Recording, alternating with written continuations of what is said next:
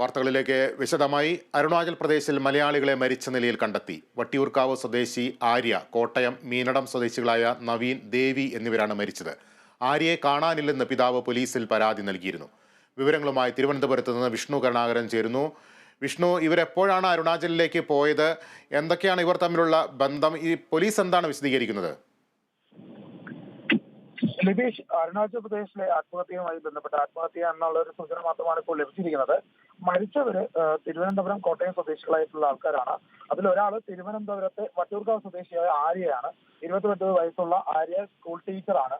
ആര്യയ്ക്കൊപ്പം ആ സ്കൂളിൽ നേരത്തെ ടീച്ചറായി പ്രവർത്തിച്ചിരുന്ന ഒരു അധ്യാപകയാണ് ഈ ആര്യയെ കൂട്ടിക്കൊണ്ടു പോയതെന്നാണ് ഇപ്പോൾ അറിയുന്ന വിവരം.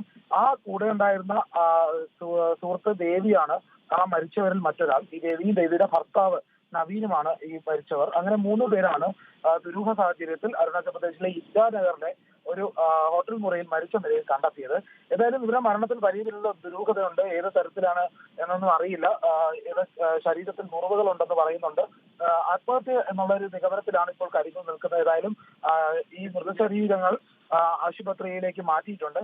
ഇപ്പോൾ തിരുവനന്തപുരത്തെ കാര്യം പറയുകയാണെങ്കിൽ, തിരുവനന്തപുരത്ത് ആര്യയെ കാണാതായത് കഴിഞ്ഞ മാസം 27-ാം തീയതിയാണ്. അന്ന് മുതൽ തന്നെ ഫോണിൽ ബന്ധപ്പെട്ടെങ്കിലും വീട്ടുകാർക്ക് ബന്ധപ്പെട്ട് കിട്ടാത്ത ഒരു സാഹചര്യം ഉണ്ടായി.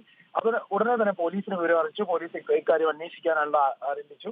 അതിനുശേഷം ഇന്ന് മരിച്ച മുറിയിൽ നിന്ന് കിട്ടിയ രേഖകൾ പ്രകാരമാണ് പോലീസിന് ഇപ്പോൾ അവിടെ നിന്നും വിവരം ലഭിച്ചത്. അതിനുശേഷമാണ് ഈ അധ്യാപക മരിച്ചു എന്നുള്ള ഒരു നിഗമനത്തിലേക്ക് കാര്യങ്ങൾ വന്നത്. ഏതായാലും ബന്ധുക്കളെല്ലാം കാര്യങ്ങൾ അറിഞ്ഞു വരുന്നതേ ഉള്ളൂ. വീട്ടിൽ തന്നെ ഇപ്പോൾ മാധ്യമങ്ങളെ പോലും അകത്തോട്ട് കാണാനായിട്ട് ഉള്ള സാഹചര്യമില്ല. വീട്ടുകാരെയും ഇതുവരെ കണ്ടിട്ടില്ല. വീട്ടുകാർ വീട്ടിനുള്ളിൽ തന്നെ ഉണ്ടാകുമെന്ന് തന്നെയാണ് വിശ്വസിക്കുന്നത്. ഏതായാലും ആ പ്രദേശവാസികളൊക്കെ ഒരു നടുക്കത്തിലാണ് ഇങ്ങനെ ഒരു സംഭവം ഉണ്ടായതിനെ തുടർന്ന്. ഈ ആര്യ തന്നെ കല്യാണം ഉറപ്പിച്ച ഒരാൾ കൂടിയാണ്. ആര്യയുടെ കല്യാണം അടുത്ത മാസമാണ്. നേരത്തെ തന്നെ ആര്യയുടെ കല്യാണം ഉറപ്പിച്ചിരുന്നു. അത് ബന്ധുക്കളെയൊക്കെയും വിളിച്ചു തുടങ്ങി. നാട്ടുകാർക്കൊക്കെയും ഇക്കാര്യം അറിയാം. അപ്പോൾ ഈ കാണാതായ വിവരം പോലും പല നാട്ടുകാരും ഇപ്പോഴും അറിഞ്ഞിട്ടില്ല എന്നുള്ള കാര്യമാണ് എടുത്തു പറയേണ്ടത്.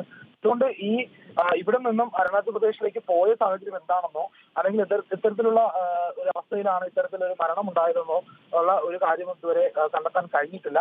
ഏതായാലും ഇനി കൂടുതൽ അന്വേഷണം ഇതുമായി ബന്ധപ്പെട്ട് പോലീസ് നടത്തിയാൽ മാത്രമാണ് ഇതിന്റെ വിശദ വിവരങ്ങൾ അറിയാൻ സാധിക്കുക.